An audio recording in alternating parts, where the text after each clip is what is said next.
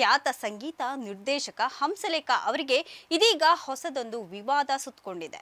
ಆ ಹಾಡಿಗೆ ಟ್ರ್ಯಾಕ್ ಹಾಡಿದ್ದು ನಾನು, ಆದ್ರೆ ಸರಿಗಮಪದಲ್ಲಿ ಸ್ಪರ್ಧಿ ಹಾಡಿದ ಮೇಲೆ ಆ ಸಾಂಗ್ ರೆಕಾರ್ಡ್ ಆಗುವಾಗ ಶಂಕರ್ ಶಾನ್ಭೋಗ್ಗೆ ಹೇಳಿದ್ದೆ, ನೀನು ಹೆಂಗೆ ಬೇಕಾದ್ರೂ ಹಾಡಪ್ಪ ಅಂತ. ನಿಜ ಹೇಳ್ಬೇಕಂದ್ರೆ ರೆಕಾರ್ಡ್ ಮಾಡುವಾಗ ಅಲ್ಲಿ ಹಂಸಲೇಖ ಇರಲೇ ಇಲ್ಲ. ಸಂಗೀತ ನಿರ್ದೇಶಕ ಹಂಸಲೇಖ ಅವರ ಇಡೀ ಕುಟುಂಬ ಸಂಗೀತ ಮತ್ತು ಸಿನಿಮಾ ರಂಗದಲ್ಲಿ ಗುರುತಿಸಿಕೊಂಡಿದೆ. ಈ ಬಾರಿ ತೀರ್ಪುಗಾರರಾಗಿ ಹಂಸಲೇಖ ಬಂದ್ರೆ ಶೋ ನೋಡೋದೇ ಇಲ್ಲ ಅಂತ ಹಲವು ಮಂದಿ ಆಕ್ರೋಶವನ್ನ ವ್ಯಕ್ತಪಡಿಸುತ್ತಿದ್ದಾರೆ. ತಂಗಿಯರ ಮದುವೆ ಕೂಡ ಮಾಡಬೇಕಿತ್ತು, ಆದ್ರೆ ಹಣ ಕೇಳಲು ಹೋದಾಗ ಅವಮಾನ ಮಾಡಿದ್ರು ಅಂತ ಹೇಳಿದ್ದಾರೆ. ಇನ್ನು ಇದೇ ಸಂದರ್ಶನದಲ್ಲಿ ನಾದಬ್ರಹ್ಮ ಅನ್ನೋ ಬಿರುದಿನ ಬಗ್ಗೆ ಕೂಡ ಮಾತನಾಡಿದ್ದಾರೆ. ನನಗೆ ಅವಕಾಶಕ್ಕಾಗಿ ಅವರ ಕಾಲು ಹಿಡಿದಾಗ ಜಾಡ್ಸಿ ಒದ್ರು, ಹಾಗೆ ಮತ್ತೊಬ್ಬ ಸಂಗೀತ ನಿರ್ದೇಶಕ ಮೈಸೂರು ಮೋಹನ್ ಅವರು ಕೂಡ ಮೋಸ ಮಾಡಿದ್ದಾರೆ. 7 ಜನ್ಮದ ಲವ್, ಯಾರಾದ್ರೂ ಇದನ್ನ ಹಾಡಲು ಪ್ರಯತ್ನ ಪಟ್ರೆ ಅವನು ನಿಜವಾದಂತಹ ಸಿಂಗರ್ ಅಂತ ಒಪ್ಕೋಬೇಕು. ಹಾಯ್ ಹಲೋ ನಮಸ್ಕಾರ, ಸ್ಪೀಡ್ ನ್ಯೂಸ್ ವಿಶೇಷ ಕಾರ್ಯಕ್ರಮಕ್ಕೆ ಸ್ವಾಗತ. ನಾನು ಸುನಂದ ಅನ್ಸೂಯ. ಚಂದನವನದ ನಾದಬ್ರಹ್ಮ ಖ್ಯಾತ ಸಂಗೀತ ನಿರ್ದೇಶಕ ಹಂಸಲೇಖ ಅವರಿಗೆ ಇದೀಗ ಹೊಸದೊಂದು ವಿವಾದ ಸುತ್ತಕೊಂಡಿದೆ. ಬೇರೆಯವರ ಕೆಲಸದ ಕ್ರೆಡಿಟ್ ಯಾಕೆ ತೆಗೆದುಕೊಂಡ್ರು ಅಂತ ಪ್ರಸಿದ್ಧ ಹಿಂದೂಸ್ತಾನಿ ಗಾಯಕ ಶಂಕರ್ ಶಾನ್ಭೋಗ್ ಅವರು ಪ್ರಶ್ನೆ ಮಾಡ್ತಿದ್ದಾರೆ. ಸರಿಗಮಪ ರಿಯಾಲಿಟಿ ಶೋನಲ್ಲಿ ಹಂಸಲೇಖ ಕ್ರೆಡಿಟ್ ತೆಗೆದುಕೊಳ್ತಾ ಇದ್ದಾರೆ ಅಂತ ಆರೋಪವನ್ನ ಮಾಡ್ತಾ ಇದ್ದಾರೆ. ಇದು 7 ಜನ್ಮದ ಲವ್, ಆಗಿಂದ ಇವಳೇ ನನ್ನ ಡವ್, ಸ್ವಸ್ತಿಕ್ ಸಿನಿಮಾದ ಹಾಡು, ಮ್ಯೂಸಿಕ್ ಡೈರೆಕ್ಟರ್ ವಿ ಮನೋಹರ್. ಆ ಹಾಡಿಗೆ ಟ್ರ್ಯಾಕ್ ಹಾಡಿದ್ದು ನಾನು, ಆದ್ರೆ ಸರಿಗಮಪದಲ್ಲಿ ಸ್ಪರ್ಧಿ ಹಾಡಿದ ಮೇಲೆ ಕಾಮೆಂಟ್ ಮಾಡಿದಂತಹ ಹಂಸಲೇಖ ಅವರು ಆ ಸಾಂಗ್ ರೆಕಾರ್ಡ್ ಆಗುವಾಗ ಶಂಕರ್ ಶಾನ್ಭೋಗ್ಗೆ ಹೇಳಿದ್ದೆ, ನೀನು ಹೆಂಗೆ ಬೇಕಾದ್ರೂ ಹಾಡಪ್ಪ ಅಂತ, ಫ್ರೀ ಬಿಟ್ಟಿದ್ದೆ ಅಂತ ಹೇಳಿದ್ದಾರೆ. ಅರೆ, ಸಾರ್ವಜನಿಕವಾಗಿ ಇಷ್ಟೊಂದು ದೊಡ್ಡ ಸುಳ್ಳು, ಹಸಿ ಸುಳ್ಳು ಹೇಳೋದ? ನಿಜ ಹೇಳ್ಬೇಕಂದ್ರೆ ರೆಕಾರ್ಡ್ ಮಾಡುವಾಗ ಅಲ್ಲಿ ಹಂಸಲೇಖ ಇರಲೇ ಇಲ್ಲ. ಅವರು ಸಂಗೀತ ಸಂಯೋಜನೆ ಮಾಡೇ ಇಲ್ಲ, ಮನೋಹರ್ ಅವರು ಮಾಡಿದ್ದು. ಇದನ್ನ ಮನೋಹರ್ ಬಳಿಯೇ ಕೇಳಿ ನೋಡಿ ಅಂತ ಶಂಕರ್ ಅವರು ಆರೋಪ ಮಾಡ್ತಿದ್ದಾರೆ. ಸಂಗೀತ ನಿರ್ದೇಶಕ ಹಂಸಲೇಖ ಅವರ ಇಡೀ ಕುಟುಂಬ ಸಂಗೀತ ಮತ್ತು ಸಿನಿಮಾ ರಂಗದಲ್ಲಿ ಗುರುತಿಸಿಕೊಂಡಿದೆ. ಆದ್ರೆ ಅವರು ವಿವಾದಗಳಿಂದ ಹೊರತೇನಲ್ಲ. ಅವರು ಎಷ್ಟು ಪ್ರಸಿದ್ಧರೋ ಅಷ್ಟೇ ವಿವಾದಗಳು ಅವರನ್ನ ಸುತ್ತಕೊಳ್ತಾ ಇರುತ್ತೆ. ಇತ್ತೀಚಿನ ದಿನಗಳಲ್ಲಿ ಅವರು ಎಲ್ಲಿಯೂ ಕಾಣಿಸ್ಕೊಳ್ತಿಲ್ಲ. ಇಲ್ಲದಿದ್ರೆ ಜಿ ಕನ್ನಡದಲ್ಲಿ ಪ್ರಸಿದ್ಧ ರಿಯಾಲಿಟಿ ಶೋ ಸರಿಗಮಪದಲ್ಲಿ ಜಡ್ಜ್ ಆಗಿ ಕಾಣಿಸ್ಕೊಳ್ತಾ ಇದ್ರು. ಈ ಬಾರಿ ಅವರು ಅದರಲ್ಲೂ ಸಹ ಕಾಣಿಸ್ಕೊಂಡಿಲ್ಲ.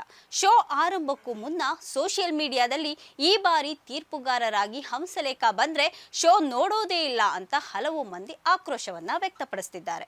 ಇದೀಗ ಪ್ರಸಿದ್ಧ ಹಿಂದೂಸ್ತಾನಿ ಗಾಯಕ ಶಂಕರ್ ಶಾನ್ಭೋಗ್ ತಮಗೆ ಚಿತ್ರರಂಗದಲ್ಲಿ ಆದಂತಹ ಕೆಟ್ಟ ಅನುಭವಗಳ ಕಷ್ಟಗಳ ಬಗ್ಗೆ ಜೊತೆಗೆ ಹಂಸಲೇಖ ಅವರ ವಿರುದ್ಧ ಆಕ್ರೋಶವನ್ನ ಹೊರಹಾಕ್ತಿದ್ದಾರೆ.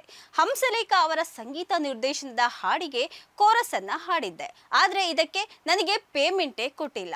ಆಗ ಕಷ್ಟದ ಸಮಯ, ಇಡೀ ಕುಟುಂಬದ ಜವಾಬ್ದಾರಿ ನನ್ನ ಹೆಗಲ ಮೇಲೆ, ಹಾಗೆ ತಂಗಿಯರ ಮದುವೆ ಕೂಡ ಮಾಡಬೇಕಿತ್ತು, ಆದ್ರೆ ಹಣ ಕೇಳಲು ಹೋದಾಗ ಅವಮಾನ ಮಾಡಿದ್ರು ಅಂತ ಹೇಳಿದ್ದಾರೆ.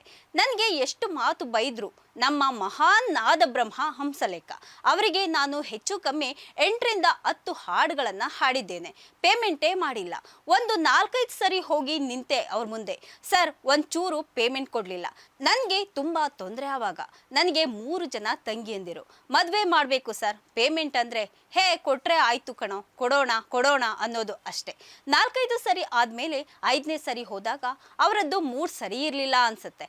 ಎಷ್ಟು ಕೋಟಿ ಕೊಡ್ಬೇಕು ನಿನ್ಗೆ ಅಂತ ಅಂದ್ರು. ಸರಿ ಸರ್ ಅಂತ ಕೈ ಮುಗ್ದು ನಾನು ಅಂದಿನಿಂದ ಅವರ ಬಳಿಗೆ ಹೋಗಿನೇ ಇಲ್ಲ. ಇನ್ನು ಇದೇ ಸಂದರ್ಶನದಲ್ಲಿ ನಾದಬ್ರಹ್ಮ ಅನ್ನೋ ಬಿರುದಿನ ಬಗ್ಗೆ ಕೂಡ ಮಾತನಾಡಿದ್ದಾರೆ. ಮೊದಲನೆಯದಾಗಿ ನಾದಬ್ರಹ್ಮ ಅನ್ನೋ ಶಬ್ದ ಇದೆಯಲ್ಲ, ಅದಕ್ಕೆ ಅರ್ಥವೇ ಇಲ್ಲ. ನಿಜವಾದ ಅರ್ಥ ಏನು? ನಾದಬ್ರಹ್ಮ ಅಂದ್ರೆ ವಿಠ್ಠಲ ಒಬ್ಬನೇ. ಇದೇ ರೀತಿ ಚಲನಚಿತ್ರಕ್ಕೆ, ಗೀತೆಗೆ ಸಂಬಂಧಪಟ್ಟು ಅಥವಾ ಚಲನಚಿತ್ರ ಜಗತ್ತಿಗೆ ಸಂಬಂಧಪಟ್ಟು ಮತ್ತೆ ಎಷ್ಟೆಷ್ಟು ಆಘಾತಗಳಾಗಿವೆ, ಎಷ್ಟು ಅಂತ ಹೇಳಿ. ಹಾಗೆ ಮತ್ತೊಬ್ಬ ಸಂಗೀತ ನಿರ್ದೇಶಕ ಮನೋರಂಜನ್ ಪ್ರಭಾಕರ್ ಅವರು ಕೂಡ ಅವಮಾನ ಮಾಡಿದ್ದಾರೆ. ನನಗೆ ಅವಕಾಶಕ್ಕಾಗಿ ಅವರ ಕಾಲು ಹಿಡಿದಾಗ ಜಾಡ್ಸಿ ಒದ್ರು, ಹಾಗೆ ಮತ್ತೊಬ್ಬ ಸಂಗೀತ ನಿರ್ದೇಶಕ ಮೈಸೂರು ಮೋಹನ್ ಅವರು ಕೂಡ ಮೋಸ ಮಾಡಿದ್ದಾರೆ. ನಂಜುಂಡ ಸಿನಿಮಾಗಾಗಿ ಇವರೊಂದಿಗೆ 1 ತಿಂಗಳು ಕೆಲಸ ಮಾಡಿ 6 ಸಾಂಗ್ಗಳಿಗೆ ಟ್ರ್ಯಾಕ್ ಮತ್ತು ಕೋರಸ್ ಹಾಡಿದ್ರು ಸಹ ಇದುವರೆಗೂ ₹1 ಪೇಮೆಂಟ್ ಕೂಡ ಬಂದಿಲ್ಲ ಅಂತ ಹೇಳಿದ್ದಾರೆ. ಅಲ್ದು ಮನೆ ಮುಂದೆ ಕಾದು ಕೊನೆಗೆ ಬಿಟ್ಟೆ ಅಂತ ಹೇಳಿದ್ದಾರೆ. ಹಂಸಲೇಖ ಇದ್ರೆ ಶೋ ನೋಡಲ್ಲ, ಸರಿಗಮಪ ಬಹಿಷ್ಕಾರಕ್ಕೆ ಸೋಷಿಯಲ್ ಮೀಡಿಯಾದಲ್ಲಿ ಕರೆ. ರಿಯಾಲಿಟಿ ಶೋಗಳ ಬಗ್ಗೆ ಮಾತನಾಡ್ತಾ ಈಗ ಹೊಸದಾಗಿ ಬಂದಿರುವಂತಹ ಸಿಂಗರ್ಸ್ಗಳು ರಿಯಾಲಿಟಿ ಶೋಗಳಿಂದ ಬರ್ತಾರೆ. ಇನ್ನೊಂದು ದೊಡ್ಡ ದುರಂತ ನಮ್ಮ ಕನ್ನಡ ಚಿತ್ರರಂಗದ್ದು. ಏನು ಅಂತ ಹೇಳಿದ್ರೆ, ಕನ್ನಡದಲ್ಲಿ ಅಸಂಖ್ಯಾತ ಪ್ರತಿಭೆಗಳಿವೆ. ನಮಗೆ ಹಾಡಲು ಆಗದೆ ಇರುವ ಇರುವಂತಹ ಹಾಡುಗಳು ಯಾವುದೂ ಇಲ್ಲ. ನಮ್ಮಲ್ಲಿ ಒಳ್ಳೊಳ್ಳೆ ಸಿಂಗರ್ಸ್ ಇದ್ದಾರೆ, ರಾಜೇಶ್ ಕೃಷ್ಣ ಇದ್ದಾರೆ, ಹೇಮಂತ್ ಇದ್ದಾರೆ, LN ಶಾಸ್ತ್ರಿ ಇದ್ರು, ತುಂಬಾ ಜನ ಒಳ್ಳೊಳ್ಳೆ ಸಿಂಗರ್ಸ್ ಇದ್ದಾರೆ. ಈಗಂತೂ ರಾಶಿಗಟ್ಲೆ ಇದ್ದಾರೆ. ಆಮೇಲೆ ಚಲನಚಿತ್ರ ಗೀತೆಗಳು ನಿಮಗೆ ಚಾಲೆಂಜ್ ಕೊಡುವಂಥದ್ದು ಯಾವ ಹಾಡು ಬರುತ್ತೆ?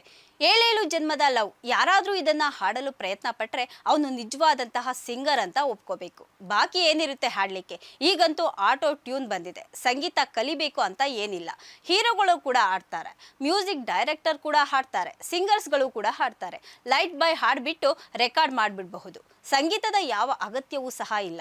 ರಾಗ ಬೇಡ, ಸ್ವರ ಬೇಡ, ಏನೂ ಬೇಡ. ಈ ರಿಯಾಲಿಟಿ ಶೋಸ್ನ ದುರಂತ ನೋಡಿ ನಗು ಬರುತ್ತೆ ಅಂತ ಖ್ಯಾತ ಹಿರಿಯ ಪತ್ರಕರ್ತ ಬಿ ಗಣಪತಿ ಅವರ ಯೂಟ್ಯೂಬ್ ಚಾನೆಲ್ನಲ್ಲಿ ಮುಕ್ತವಾಗಿ ಹಲವು ವಿಚಾರಗಳನ್ನು ಮಾತನಾಡಿದ್ದಾರೆ.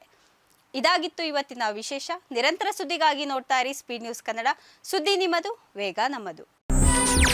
ಹೆಚ್ಚಿನ ಸುದ್ದಿಗಳಿಗಾಗಿ ನಮ್ಮ ಚಾನೆಲ್ನ ಸಬ್ಸ್ಕ್ರೈಬ್ ಮಾಡಿ.